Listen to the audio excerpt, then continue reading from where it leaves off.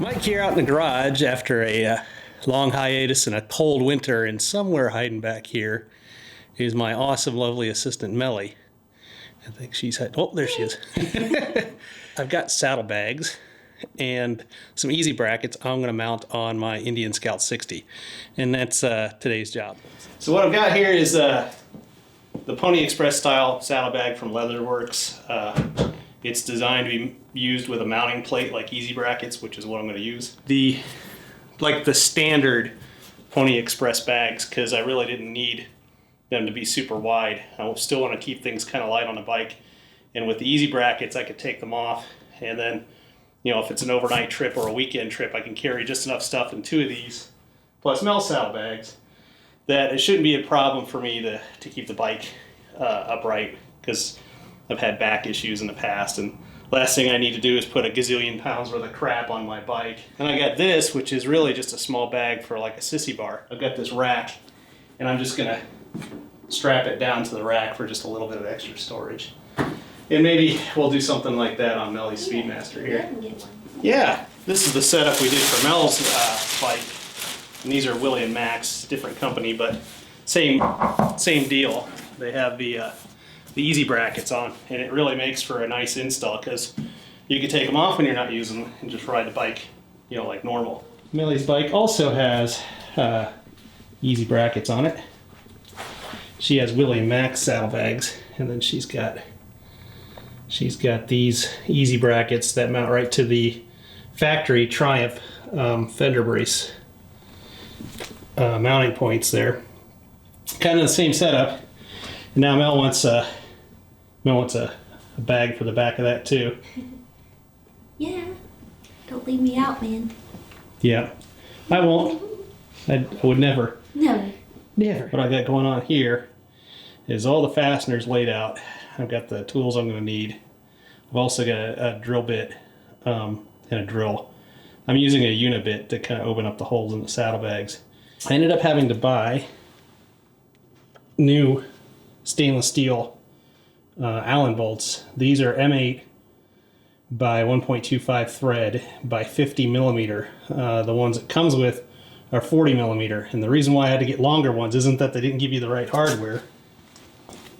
It's because I have the more speed racing CNC cut aluminum fender brace here, or fender stay. And I want to keep it, but still have my saddlebags.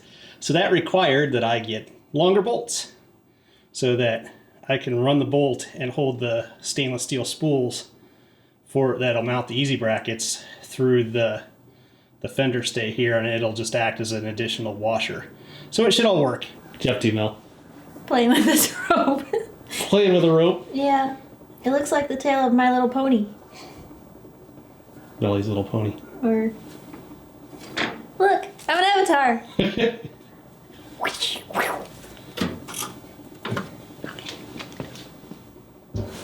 Goober. What do you want? Yeah. First thing I'm going to do is I'm just going to take off one of these bolts that holds this on from more speed racing. They actually use an O-ring to space the fender brace off of the fender, and to reproduce that, I'm going to use a flat neoprene washer because I don't want this digging straight into the paint in case I ever want to remove it. I think it would probably scratch it up.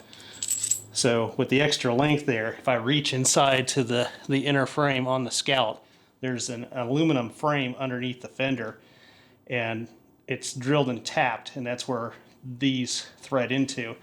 And on the factory mount for the factory saddlebags, they have really large stainless steel spools that an entire backrest assembly would slot in there, so it's very strong. It's more than enough strength for this job. If I do these one at a time, then the front bolt will help hold the back one for me, if that makes any sense. Does that make any sense, Mel? Yeah. That's all the longer of attachment hardware that more speed racing gives you.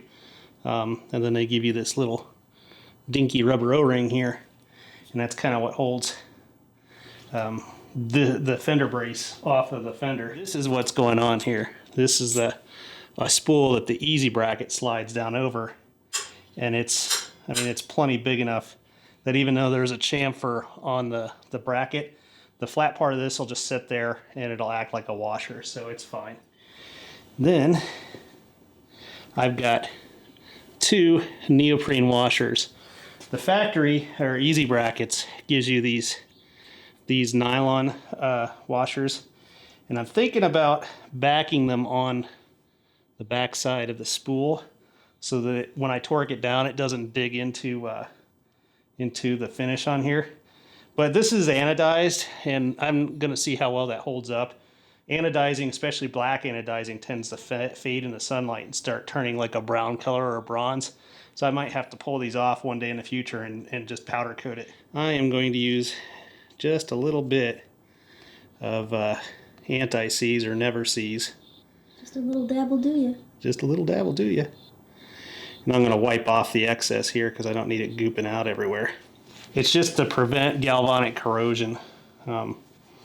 That whole area there where this threads into, if you get caught on a nice rainy day, it's going to get road grime and all that crud flung onto it. So it's just a matter of threading this all on here. Now you can kind of see, Mel, why I left the front bolt in there. Yeah. Because I'm going through 2 washers here. There we go. And I'm going to start that by hand to make sure I'm not cross-threading it. And on this bike, the front and rear spools are identical. On some bikes, they may be different, like different sizes and diameters. Depends on the design of your actual fender stays. The Scout doesn't really have a fender stay per se. This is just for looks because the frame is internal. How's that look, Mel? Nice. So that's when the saddlebags are off the bike, this is all you'll see is this spool. Just right? like mine. Yep, just like yours. Right now I'm just looking, I'm sighting between the fender stay or the fender brace and the fender itself to see if the 2 neoprene washers are going to be enough to approximate the same spacing that More Speed Racing had originally. So I got these loosely done up, all 4 of them. And you can see they look nice even when the easy brackets aren't on. So the factory torque spec on the bolts here is 18 foot-pounds or 24 Newton meters. And that's what we're gonna do. These bolts are going into aluminum, so you kind of have to be, and I've already got them a little bit snug, so this is the final torque for me.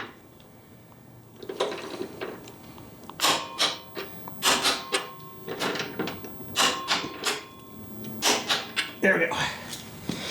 So now those are all torqued up according to factory specs.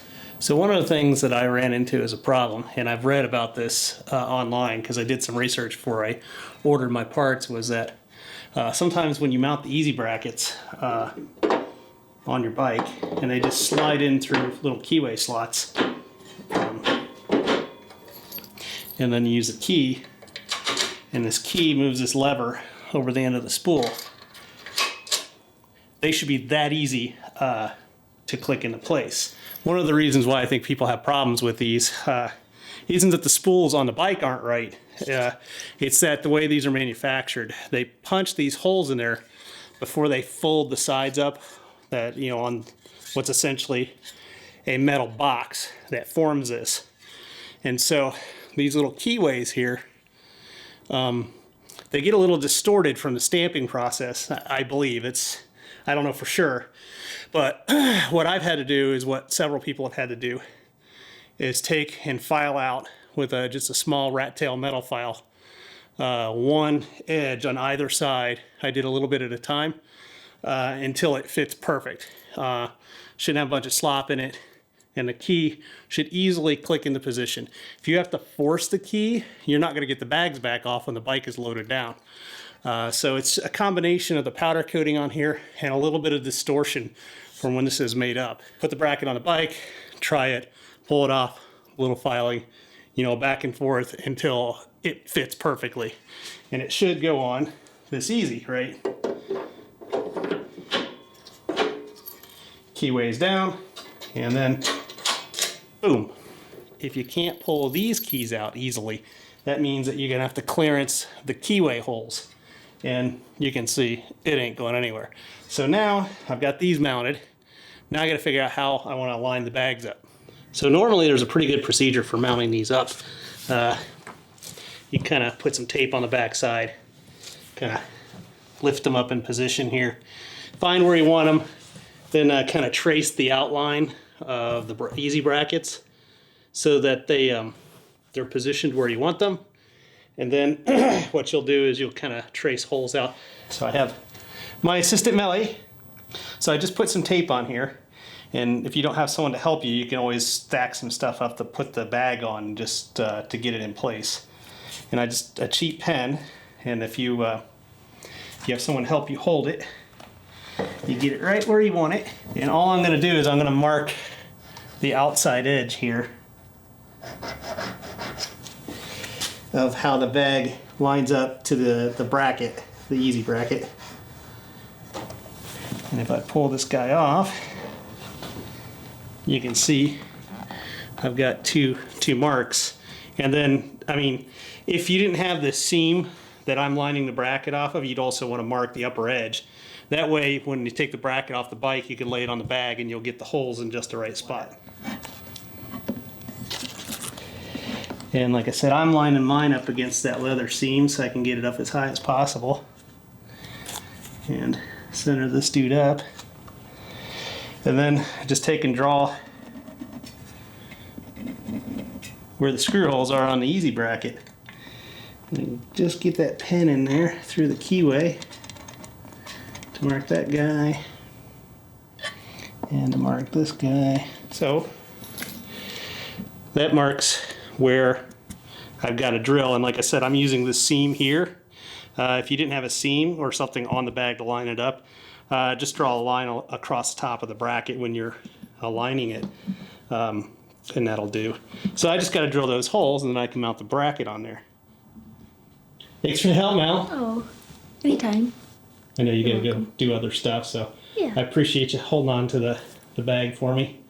Help me line it up. Yep, you're welcome.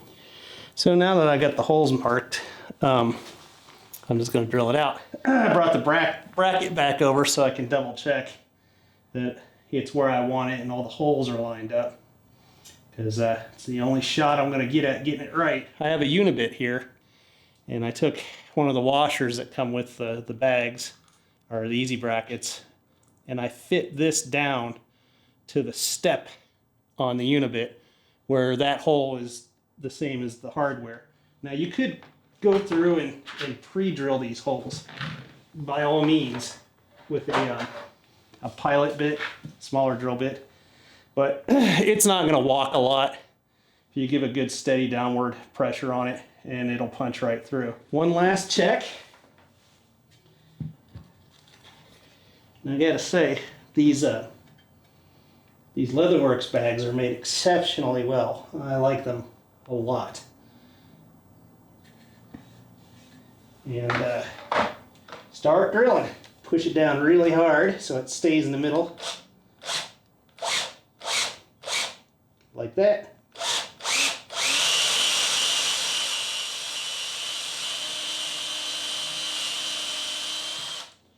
When that tape flag just kisses the surface, it starts clearing away your debris, you know you've gone far enough. So I got the tape all peeled off, and you can see my holes are all where they're supposed to be. You know, the hardware fits through the holes just like it's supposed to. So the way this works is the hardware actually goes through from this side through like that, and that acts as the washer, the metal of this bracket does, and then these zinc washers go on the inside along with these nylock bolts here. Just tighten the bolts down. It's interesting, even though if the mounting bolts on your bike are metric, the bolts they provide for the bag itself, it's a 7/32 and 9/16 socket on there. And that's what you need to do it up. So I just got to tighten these up. So Got it all bolted on. See, the upper bolts are actually through little keyways there. These Leatherworks bags are really nice because they've got this little pouch there for small items. You can see fits the easy brackets for the scalp pretty well. And let's get this guy on there. So those are all bolted down. It's kind of a challenge getting those in there. Definitely takes two hands, so I had to do those a little bit off camera there. So let's put it on the bike. With the easy bracket, hence the name of this product. I'm silly. All right. So this guy's on here. Boom. Key comes out that easy. Not going anywhere. Now I can load these guys up. I think that looks pretty spiffy. Now it's on the side stand, so you can't really see, but from my angle I can still read the Indian on my more speed racing fender stay / fender brace. So I just got to do the other side now. You can still see where it says Indian there. Man, those look nice. All right, let me get the other side done. Once again, now if this side's all done, just slides on the spools, slides down in, boom.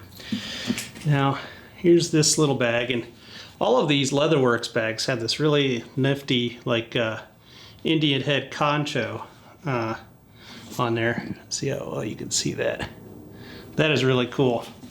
So, now normally I probably would not have this smaller bag on here all the time, but I've got it so that it will sit up here on this guy, and I might have to modify this. This is pretty concave on the back here.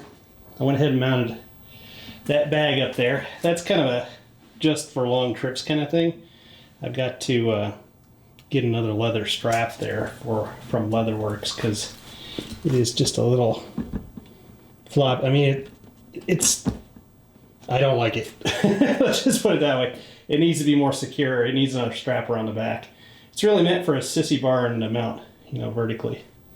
Look at that spiffy bike, Mel. Mm-hmm. Now look at your bike. Mm-hmm. Well, once again, I've worked to the evening. You want to sit on your bike, Mel? Make vroom vroom noises. It's been a while. A few months now.